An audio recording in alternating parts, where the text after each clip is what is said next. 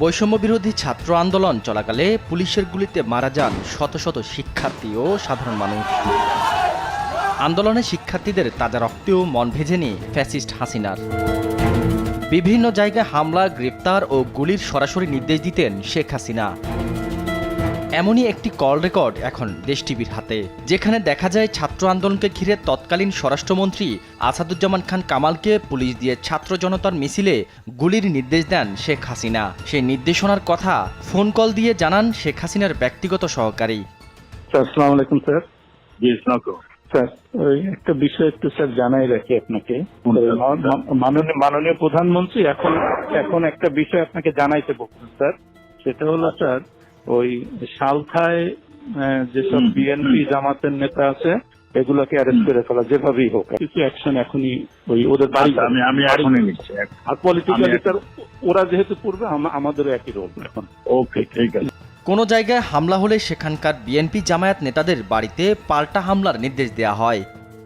From your intelligence source যে এরপরে যদি কোনো AC land office, UNO office, থানা বা এই জাতীয় কোনো আক্রমণ হয় তাহলে বিএনপি জামাত এবং হেফাজতের ওই নেতাদের বাড়িতে আক্রমণ হবে। কোনো ভূমি অফিসে আগুন দিলে যেন সেখানকার হেফাজত ও বিএনপি জামায়াতের নেতাদের জমির রেকর্ড না দিয়ে সেই জমি দখল করার নির্দেশও দেওয়া হয় স্বৈরাচারের স্বরাষ্ট্রমন্ত্রী কামালকে।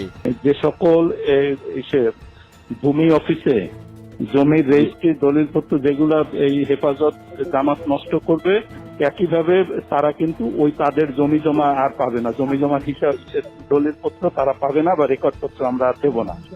ফরিদপুরের সালতায় বিএনপি জামায়াতের সব নেতাকে যে কোনো মূল্যে গ্রেফতারের কড়া নির্দেশ দেওয়া হয় শেখ হাসিনার পক্ষ থেকে। পলিটিক্যালি লোকালি রিয়েক্ট করা, মানে আমাদের ভাঙলে তাদেরও ভাঙবে।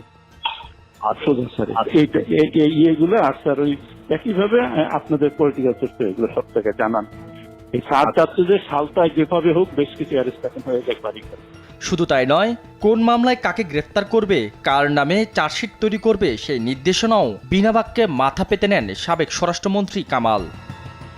না, আমি আচ্ছা আরেকটা জিনিস ওনার সঙ্গে, আমি কি ওই যে ইসের চার্জশিট আজকে হচ্ছে শাফি হুজুরের যে হত্যা, স্যার এখানে মামুনের সংশ্লিষ্টটা আমরা এটা খুঁজে পাইনি, কিন্তু বাবুনগরীরটা পাওয়া গেছে।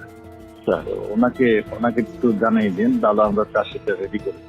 ছাত্র জনতার অভ্যুত্থানে ক্ষমতাচ্যুত শেখ হাসিনা পালিয়ে যাওয়ার পর থেকেই আসাদুজ্জামান খান কামাল লোকচক্ষুর আড়ালে। তাকে অচিরেই গ্রেফতারের দাবিতে এখন সোচ্চার সারা দেশের সাধারণ মানুষ। শাহাদাত নিশাত, দেশ টিভি, ঢাকা।